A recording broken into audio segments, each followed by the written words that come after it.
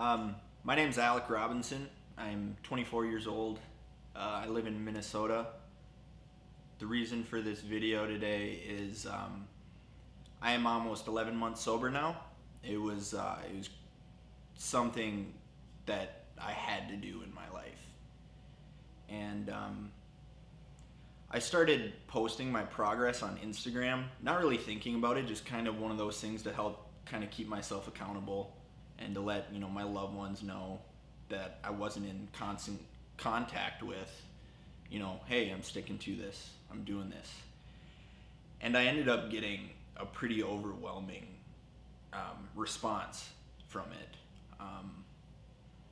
I'd get comments from people and saying, congratulations, that's super awesome. And as the months went on, people contacted me saying that I really helped make a change in their life. If it was, they were having a bad day and, they were working the program or whatever. And one of the things that made me really continue to do it is I had a few people reach out to me saying, you're the reason I got sober, and you're the reason I continue to be sober, or you're the reason that I didn't break my sobriety. And after hearing those things, I felt like I owed it to those people to continue kind of sharing my success with my sobriety. But I never really got into details why exactly I was sober. And so there's been a few developments in my life that made me really want to do this. So I'm here to kind of tell my story. I was diagnosed with anxiety and depression at a very young age. I was going into the 6th grade, so I was pretty young, and it was something that I struggled with a lot.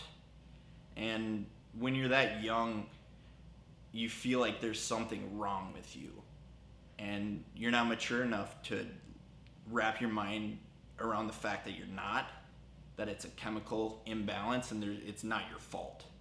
But you blame yourself, and it's something that you don't want to talk to others about. And there's some people that have a lot of success getting over it. I did not. I had my ups and downs, just my peaks and valleys, kind of rode it out, but I never really got a hold on it. And what I started to do is I used alcohol to self-medicate. Started young. I think I had my first drink when I was like 13 or 14 years old, experimenting like anyone else. But that started to develop into an issue. I grew up playing hockey, and that was my huge outlet from, helping deal with my depression, my anxiety, and all that. But after a while, that didn't seem to really work for me anymore.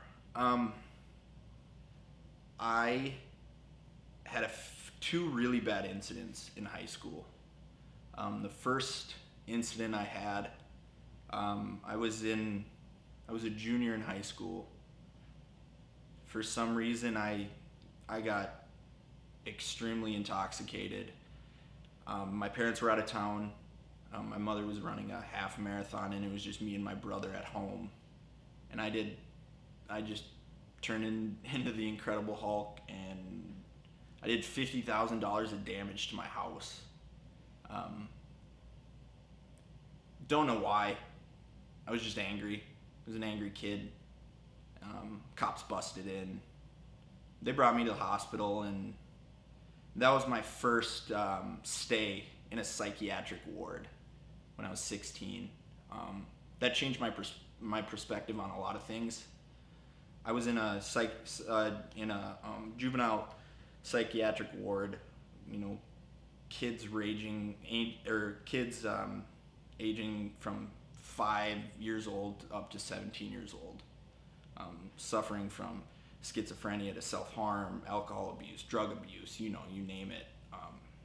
Saw a lot of really things you don't forget. For example, I saw a 6-year-old kid try to take his own life, and that's something you don't forget. A 6-year-old, and you can't really wrap your mind around that.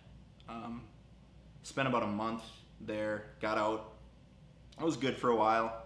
You know, I was a master of deception. I was able to tell everyone I was okay and nothing was wrong, and I just fell back into old habits.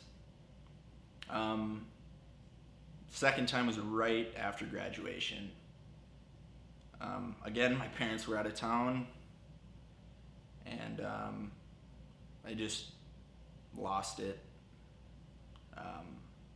Planned on drinking myself to death, basically. I almost did it too. The doctor, when I ended up in the hospital again, he said I was 1 or 2 drinks away from alcohol poisoning.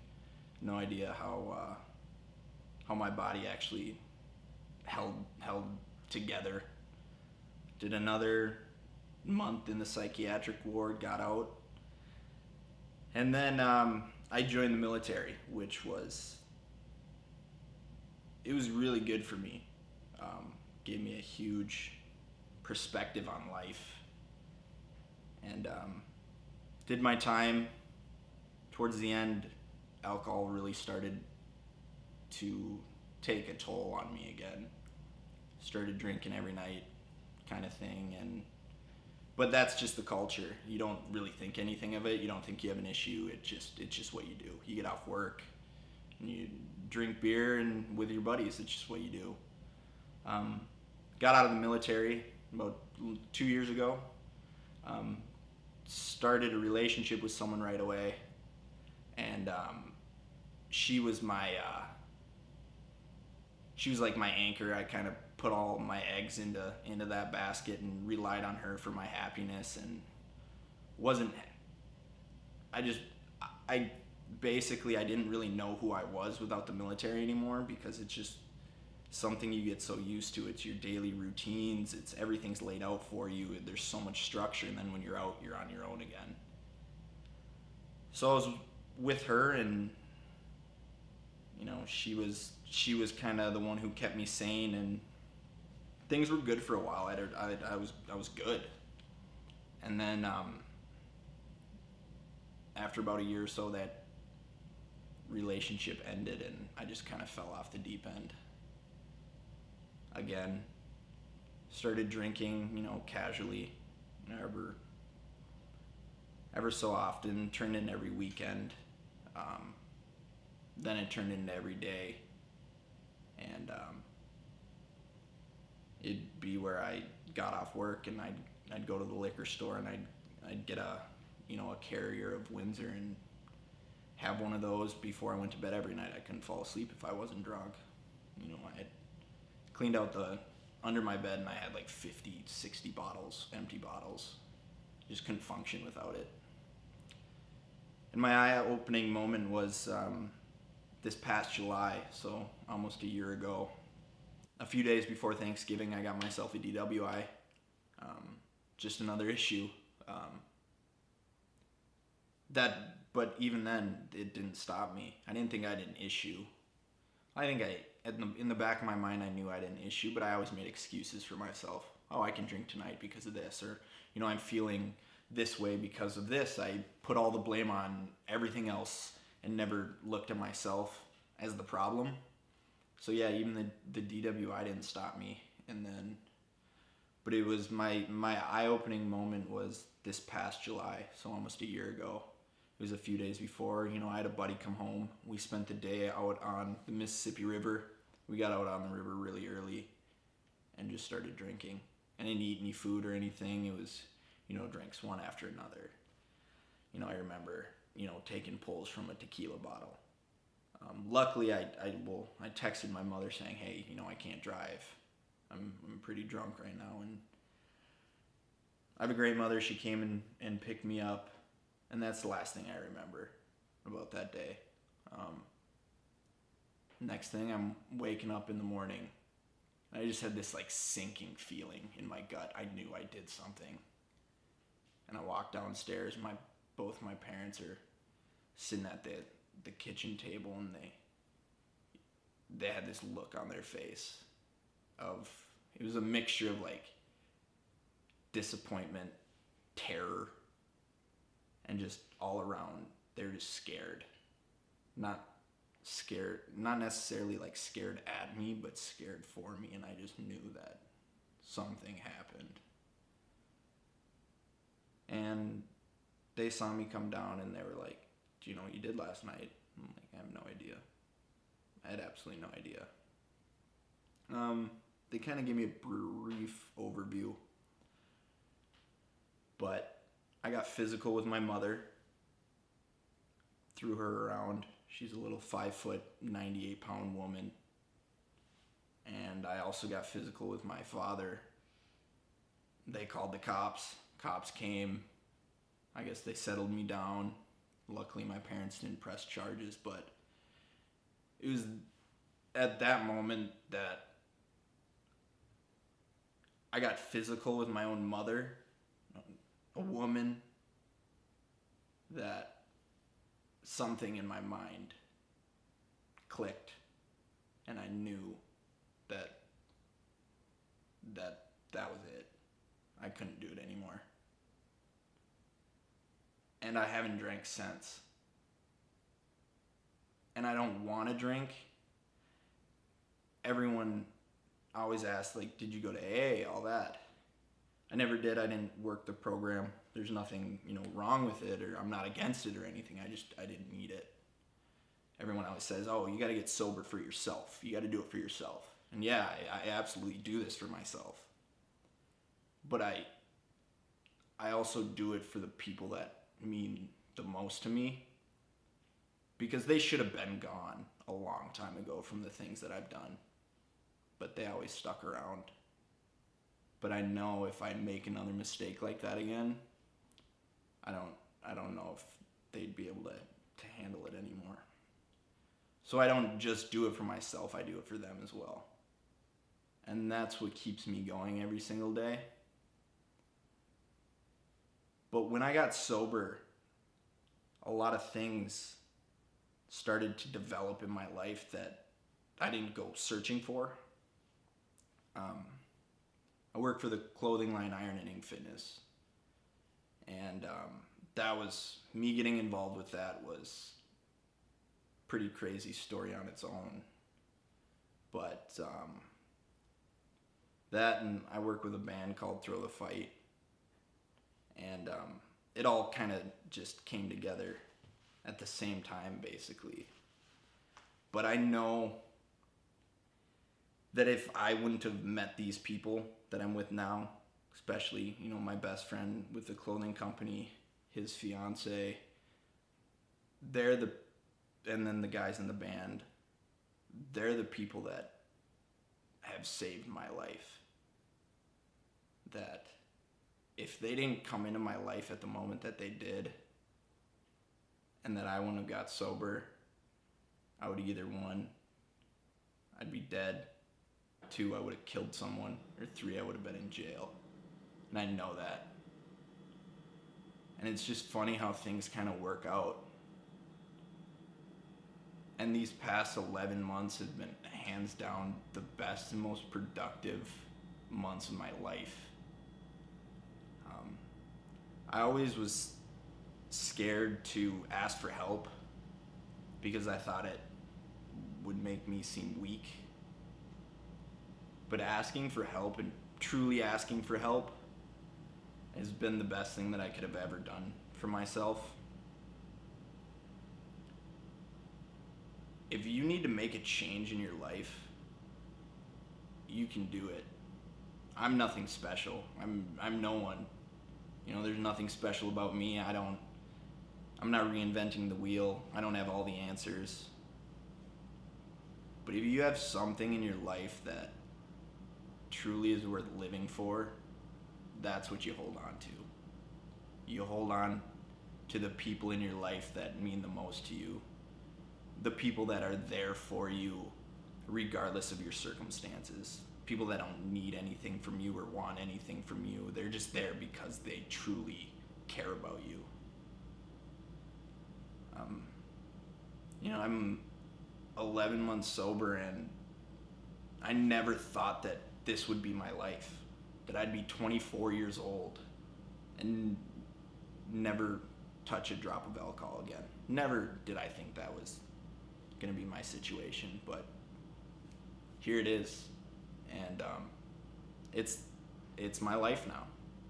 And it's what I have to do. Having a clear mind is such a gift, but also now you are fully responsible for every decision that you make in your life. You can't blame it on alcohol or drugs or whatever it may be. You truly have to take ownership for every single decision that you make, good or bad.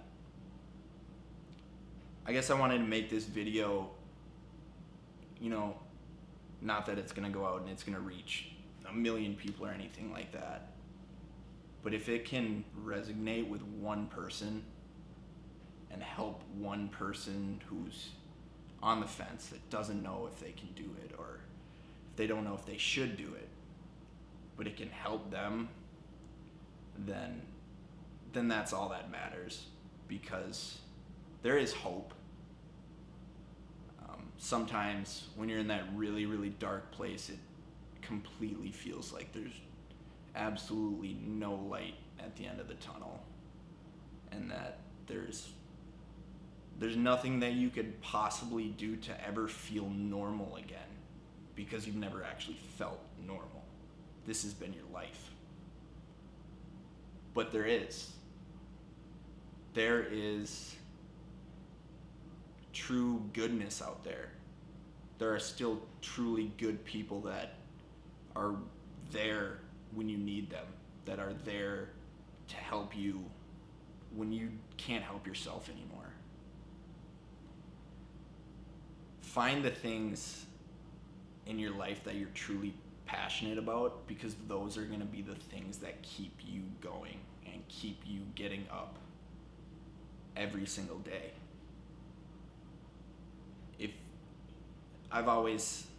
The way I look at my sobriety is, you need 3 things to stay sober. You need someone to love, whether that's a family member, significant other, dog, whatever. Someone to love, something to do with your time, hobbies, whatever it may be, and have something to look forward to. That's what I do every single day. And if you keep those 3 things in mind, I think that there's really nothing that you can't overcome. So I just wanted to make this video to anyone who's struggling, is having a hard time, doesn't know how to proceed if they do want to make a change. Like I said, I'm no expert. I don't know what I'm doing. I just take it day by day and roll with it. Reach out. That's the thing that you can do that will truly change your life. Reach out to someone. Reach out to me. I don't know everything, but I definitely can lend a understanding ear. And I finally feel good again. When I knew that I was finally doing something right in my life, I had a conversation with my mom, and she pulled me aside, and she said, "I'm so proud of everything that you're doing, because I get to go to bed at night and I don't have to worry about you anymore." And just hearing that from my mom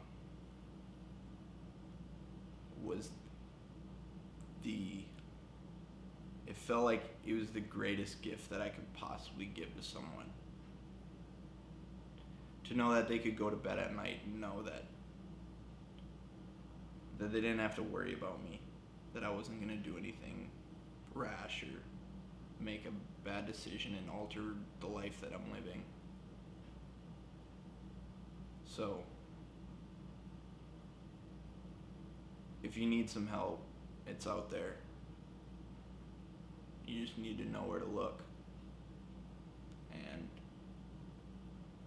I hope that you will all have continued success in your life, and if you ever need someone to reach out to, don't hesitate.